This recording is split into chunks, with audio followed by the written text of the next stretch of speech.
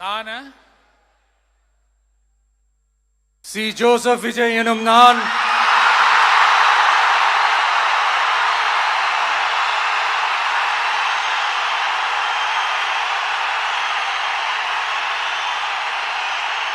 சட்டப்படி அமைக்கப்பெற்ற இந்திய அரசியல் அமைப்பின்பால் உண்மையான நம்பிக்கையும் மாறா பற்றும் கொண்டிருப்பேன் என்றும் இந்திய நாட்டின் ஒப்பில்லாத முழு முதல் ஆட்சியையும் ஒருமையையும் நிலைநிறுத்துவேன் என்றும்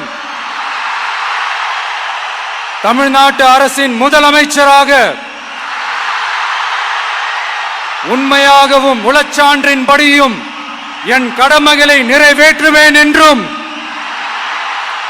அரசியல் அமைப்பிற்கும் சட்டத்திற்கும் இணங்க அச்சமும் ஒருதலை சார்பும் இன்றி விருப்பு வெறுப்பை விலக்கி பலதரப்பட்ட மக்கள் அனைவருக்கும் நேர்மையானதை செய்வேன் என்றும் ஆண்டவன் மீது ஆணையிட்டு உறுதிமொழிகிறேன்.